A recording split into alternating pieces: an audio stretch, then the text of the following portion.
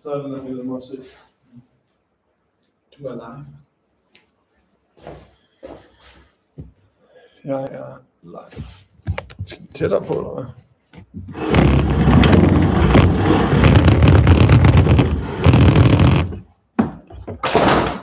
Så, Bum. nu vælter jeg helt i det. Det går skide godt, ja.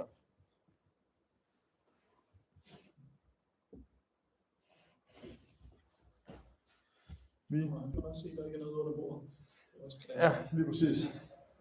Er det meningen, at det er så sløret for sig selv? Det ved jeg faktisk ikke. Og nu har jeg slået live kommentar fra. Er det fordi, kan I like udsendelsen, hvis I kan høre, hvad vi siger, og går klart og tydeligt igennem? Ingen likes indtil videre. Der kom et. Perfekt. Okay, fair nok. Det er bare en, der er præcedens for resten af... Ja. Skal jeg ikke lige prøve at holde på telefonen? Jo, gør det. Hvad siger du herovre? Hvad siger den?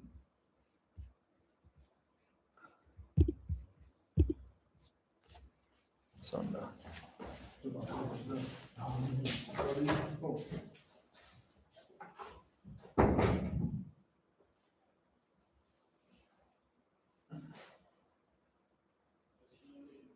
Ja, nu snakker jeg lige til Jeppe.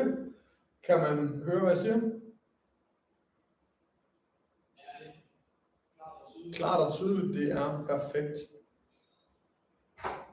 Man kan også høre mig, kan jeg Ja. på den anden side der. Til gengæld så er det en lille smule svært at se i skærmen. Ja, Ja, jeg ved ikke, om den kan komme en lille smule tættere på. Tror du, det vil hjælpe på nu? det Ja. kan godt være. Prøv det. Det tror jeg er meget bedre. Der er jo lidt plads, hvis man vil skygge. Du gør sådan der. Ja, så uden vi skygger for noget. Uden at vi skygger for noget som helst. Ja. Det passer. Yes.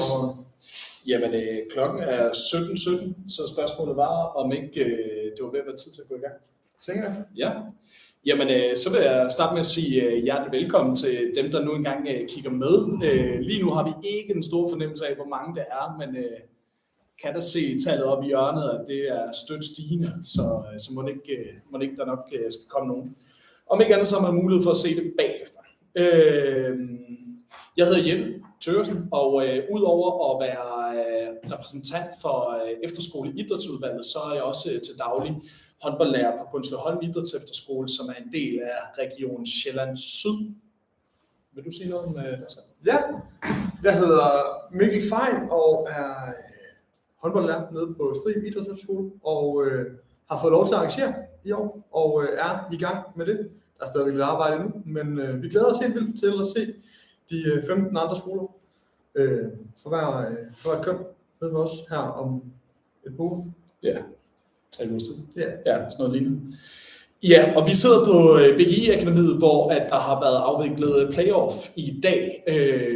Her på BGI har pige-playoff-delen været afviklet, og i alt imens så har playoff for drengene været afviklet på Hellebjerg. Vi har været i løbende korrespondance og har fundet de sidste 4 hold, der har fået æren af at deltage i det her års DM-stævne for henholdsvis piger og drenge. Stort tillykke til de hold. Det kommer vi tilbage til lige om lidt. Ja, måden det kommer til at fungere på, det er, at jeg har sådan et skriv her, som man selvfølgelig er hjertelig velkommen til at læse her efterfølgende, hvis det er. Det handler om, hvordan vi kommer til at gøre det her. Jeg kommer ikke til at gå igennem det alle sammen slavisk og sidde og læse det, men der er nogle ting, der er vigtige lige at få sagt. Det første, som er rigtig vigtigt, det er, at vi kommer til at trække holdene i lag, og vi kommer til at starte med første lag, altså de hold, som er seedet bedst til det her DM-stævne. Så kommer vi til at trække det andet lag, det tredje lag, og til sidst så trækker vi det fjerde lag, som også er det lag, der repræsenterer playoff-holdene. Der kan opstå situationer i sådan en lodtrækning, hvor at der kan blive trukket hold op af hatten, som er fra den samme region som et af de hold, der er fra lag 1, eller lag 2, eller lag 3. Hvis det sker, så kommer vi til at putte det hold over i den næste pulje. Det vil sige, hvis vi trækker et hold op fra pulje A, så hvor der allerede er et hold fra den pågældende region, så kommer vi til at putte det hold over i pulje B, hvis det er muligt. Hvis der også er et hold fra deres region i den pulje, så kommer vi til at lægge holdet over i pulje C eller pulje D. Alternativet har været at lægge holdet ned igen, og så prøve at se, om man kunne trække et nyt, og det virker fjollet. Så vi flytter holdet videre derhen af. Skulle det mod forventning ske, at der opstår en låst situation, altså en situation, hvor i at det næste hold, vi trækker, uanset hvad, ikke kan lade sig gøre, at de kan lande i den pulje, så trækker vi hele det lag forfra. Det ved vi ikke, om det kommer til at ske. Det er jo ikke så tit, det sker, men der kan opstå en situation, hvor at det kan ske, og så vil vi trække hele det lag forfra, i stedet for at man bare lige bytter rundt på 2 hold, fordi det er lige det, der giver bedst mening. Det skal helst være fair, og det skal helst være tilfældigt. Ja. Cool. Jeg tror, jeg har dækket os ind, Mikkel. Sikkert. Ja, så vil vi starte med pigerne. Vi har sådan en kuvert, der er umulig at kigge igennem, og i den kuvert, der ligger der 4 hold fra første lag. Jeg vil holde, og Mikkel han vil trække, og så... Så vi skal sige, at det er Signe, Lægården, Søs og Glamsdalen, der befinder sig dernede. Ja, fra Jylland Syd, Jylland Vest, Sjælland Nord og Fyn. Ja, så Mikkel... Og jeg trækker et hold, som kommer her. Det er Søs fra Sjælland Nord. Ja. I pulje A. Og den trækker jeg over i pulje A. Ja, så skal vi have til pulje B. Det bliver Signe. Signe fra Jylland Syd. Ja. Ja, til pulje C. Pulje C har vi Glamsdalen. Glamsdalen fra Fyn. Og pulje D. Vi håber, det er Lægården. Det er Lægården fra Jylland Vest. Fedt. Godt. Jamen, en god start er godt begyndt at halvt fuldendt, er det ikke sådan, man siger? Vi tager de 4 hold fra andet lag og putter i Og her er der heller ikke noget, der kan gå galt. Nej. Er der ikke nogen på samme region? Og jeg blander lige en gang her.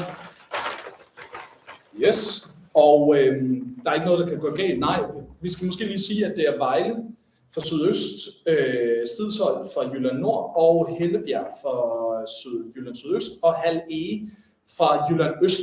Hal Ege er jo faktisk blevet rykket et lag op, selvom at de sidste år fra Jylland Øst repræsenterede og blev nummer 9, altså bedst i 3. lag, kan man sige.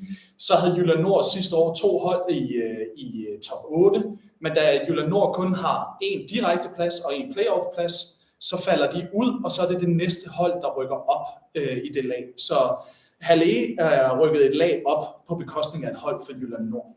Ja, det var. Jeg trækker til pulje A. Ja. Det er Hal Ege. Ja. Til pulje B har vi Stidsholt.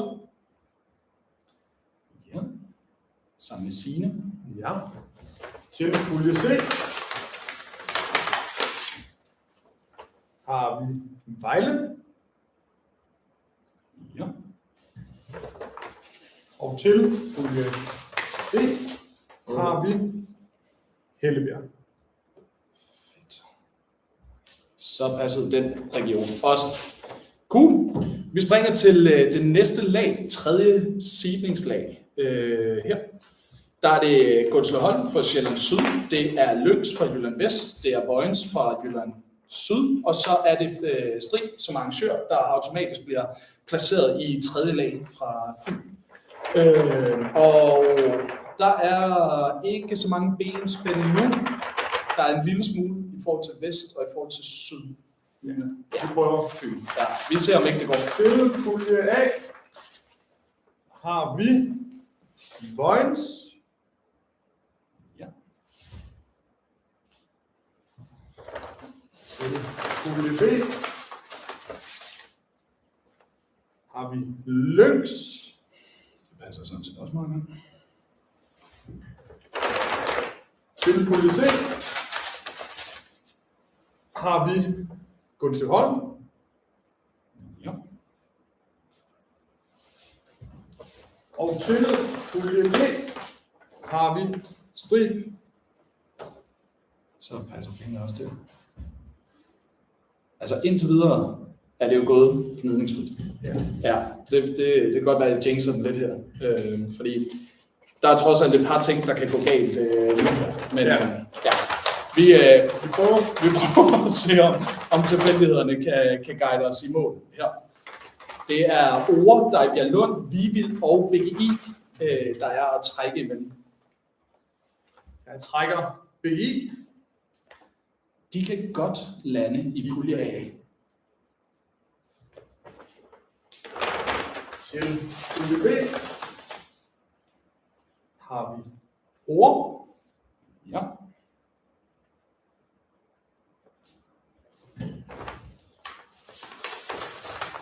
Til pulje C har vi Vivild.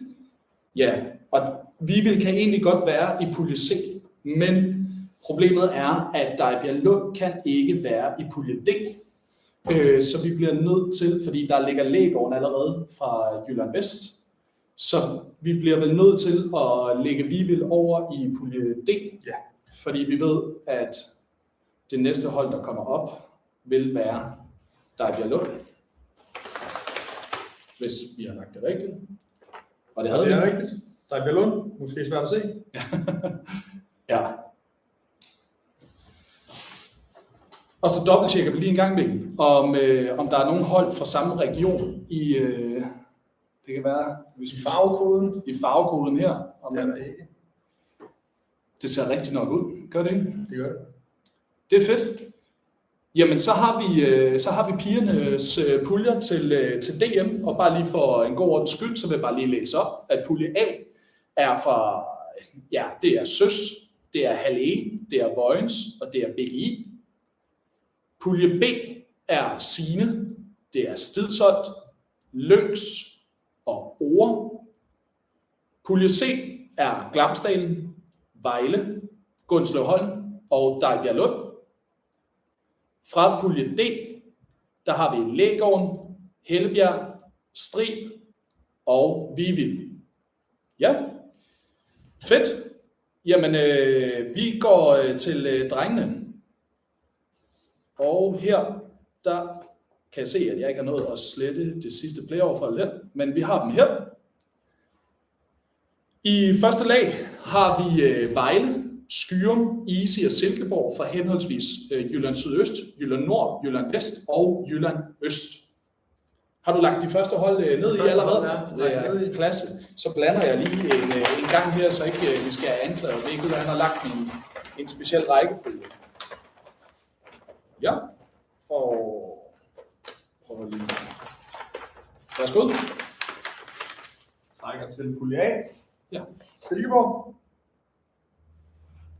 Pulje A, Silkeborg. Til pulje B. Skyrum. Jylland Nord, Skyrum. Til pulje C.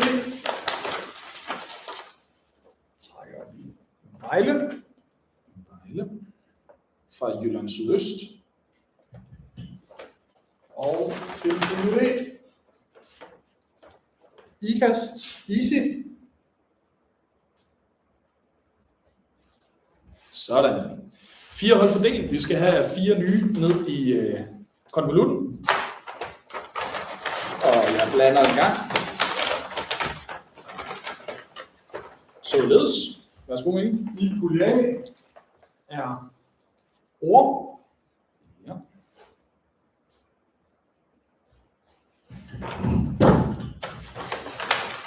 I pulje B er Dejbjerglund. Ja. I pulje C er Gundsøholm. Og pulje B er Signe. Ja, tak. Og umiddelbart heller ikke nogen benspænd endnu. Nej, det kan vi løbe ind i. Det kan vi sagtens.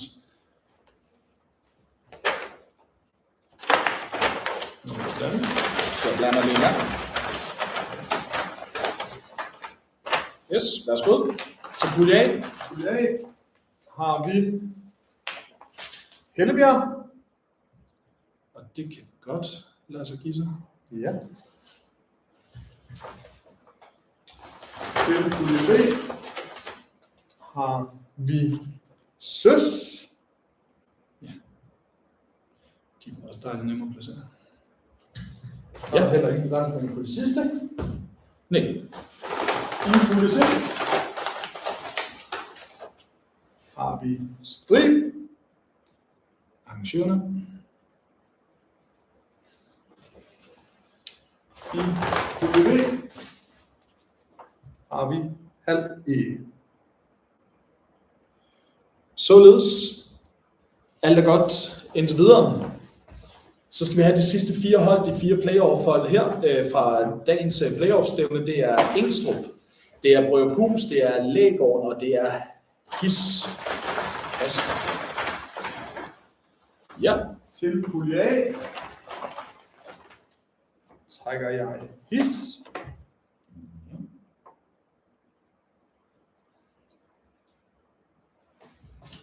altså. Til pulje B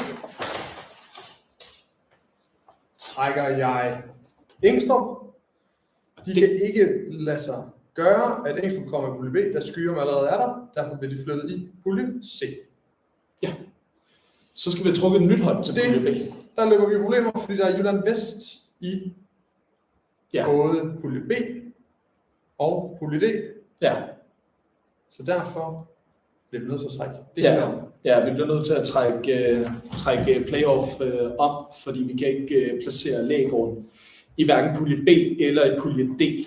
Så sådan er det. Yes, de rører ned i igen. Og jeg har ikke, i det her papir har jeg ikke benævnt, hvor mange gange vi prøver, for at vi er nødt til at bare placere. Til pulje A var der Engstrup. Ja. Vi prøver igen. Pulje B har vi His. Ja. Og så er den lidt givet på forhånd nu, at Og gør det for en god ordens skyld, Ja. at vi trækker Brøruphus, som ikke kan være i pulje C, og derved bliver flyttet i pulje D. ja. Og til sidst trækker vi Lægården fra Jylland Vest til pulje C. Ja. Og jeg synes, at min finmotorik har været okay. Ja. Jamen, jeg læser lige puljerne op her. Pulje A, der har vi Silkeborg, vi har Ore, vi har Hellebjerg og vi har Engstrup. I pulje B, der har vi Skyrum, vi har Dejbjerglund, vi har Søs og vi har His. I pulje C, der har vi Vejle, vi har Gundsleholm, vi har Strib og vi har Lægården. I pulje D, der har vi Easy, vi har Signe, vi har Halle og vi har Brøruphus. Det burde også, som jeg lige umiddelbart ser det, så er der ikke nogen hold fra samme region, og der er et hold for hvert seedningslag i hver pulje. Ja, Det passer. så passer pengene jo sådan set meget godt. Er vi der, hvor at vi kan sige en lille smule om, hvordan DM bliver? Er der noget, du tænker, at de skal glæde sig ekstraordinært til? Det er også tavlen, den er ikke aftalt på forhånd. Jeg kan sige så meget, at det hele bliver afviklet i Middelfart og Strib. Det bliver sådan, at alle pigerne overnatter på Strib Idræts Efterskole og i hallen der, og alle drengene overnatter inde i Middelfart Sparekasse Arena. Der er 3 haller derinde. Der er en halv til rådighed, hvor drengene overnatter. Og så spiller vi i Middelfart Sparekasse 2 halver ude i Strib, i Strib Aktivitets- og Fritidscenter hedder det. Puljerne og kampplanen vil blive lagt ud hurtigst muligt, kan jeg sige. Jeg kan kun anbefale, at man går ind og følger de kanaler, YouTube-kanaler, jeg har lagt ud inde i den officielle Facebook-gruppe for DM for efterskoler 2026. Ja. Den burde være til at finde derinde, ellers så kan jeres lærer i hvert fald sende den til jer. Alle kampe vil blive livestreamet. Fedt. Via YouTube. Via YouTube? Ja. På kanalen? Ja. Yes. Yes. Så kan jeg måske også fortælle, at jeg har prøvet på at gøre noget ekstra der med dommer. Ja. Hvor jeg har haft dialog med Jesper Kikholm Madsen inden fra forbundet, og de vil forsøge at aktivere alle deres unge talentdommer. Så det skulle gerne være en nogenlunde dommerkapacitet, der ankommer. Det bliver pissefedt. Jeg glæder mig i hvert fald rigtig meget til både at spille, men også bare til nogle fede dage. Det kan fysisk. Ja. Tak til alle jer, der sad og så med. Vi ses lige pludselig. Vi ses om 3 uger. Om 3 uger, ja.